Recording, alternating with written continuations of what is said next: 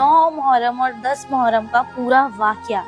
जब थोड़ी देर के बाद दोबारा चिरागों को फिर से जलाया गया, सब लोग बैठे हुए आंसू बहा रहे थे, यानी कोई भी हजरत इमाम हुसैन को छोड़कर नहीं जाना चाहता था।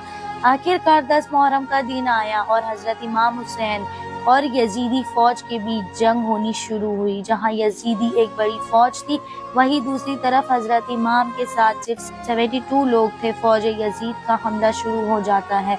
हर शहीद शहादत का जाम पीता गया। कभी हूर शहीद होते हैं, तो कभी कासिम शहीद होते हैं, तो कभी अली अकबर शहीद होते हैं, तो कभी ओनो मोहम्मद शहीद होते हैं। 3 दिन के प्यासे हजरत इमाम हुसैन के घर वाले और तमाम साथी यजीदी फौजें जंग करते रहे और एक एक करके शहीद होते गए। हजरत अब्बास अलंबरदार से हजरत इमाम हुसैन के 6 महीने के बेटे हजरत अली असगर की प्यास नहीं देखी गई। आपने एक मशकाजिया लिया और घोड़े पर सवार होकर नहर फुरात पहुंचे और आप एक मशकिजा भर लिया।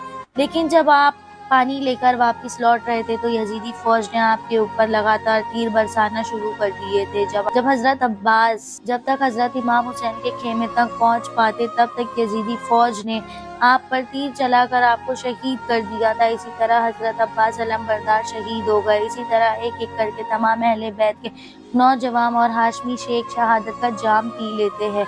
धीरे धीरे करके जब हजरत इमाम हुसैन रज़ियल्लाहु तआला अन्हु की सभी अफराद शहीद हो गए, तो उसके बाद हजरत इमाम हुसैन रज़ियल्लाहु तआला अन्हु ने खुद तलवार लेकर मैदान में उतरने का फैसला किया। इमाम हुसैन रज़ियल्लाहु तआला अन्हु अपनी तलवार से काफी लंबे वक्त तक यजीदी फौज का मुकाबला कर रहे थे। हजरत इमाम हुसैन रज़ियल्लाहु तआला अन्हु के तन्हा होने के बावजूद भी आपके मुकाबले में कोई भी नहीं आना चाहता था, और वो वजह ये थी कि आप शेर खुदा हजरत अली रज़ियल्लाहु तआला अन्हु के बेटे थे। उस वक्त यजीदी फौज का एक कमांडर इब्ने साद को यह यकीन हो चुका था कि हम किसी भी तरह से हजरत अली के बेटे का मुकाबला नहीं कर सकते हैं। इसीलिए उसने तमाम सिपाहियों को इमाम हुसैन रज़ियल्लाहु तआला अन्हु के ऊपर एक साथ हमला करने का ऑर्डर दिया। तमाम लोग हजरत इमाम हुसैन रज़ियल्लाहु तआला अन्हु पर एक साथ मिलकर हमला कर रहे थे, लेकिन बाद भी हजरत इमाम हुसैन रज़ियल्लाहु तआला अन्हु ये साबित कर रहे थे कि एक बातिल चाहे तादाद में कितना भी हो, लेकिन वो हक और सच के मुकाबले में बिल्कुल भी टिक नहीं सकता।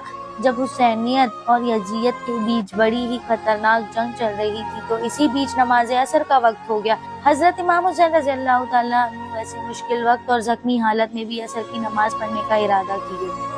आपने जैसे ही नमाज पढ़ना शुरू किया तो यजीदी फौज को वो मौका मिल गया जिसका वो लोग एक लंबे वक्त से इंतजार कर रहे थे। यानी जैसे ही हजरत इमाम हुसैन रज़ियल्लाहु तआला अन्हु सजदे में गए, तो शिमर जिल जोशान ने आपकी गर्दन पर तलवार चलाकर आपके सर को जिस्म से जुदा कर दिया।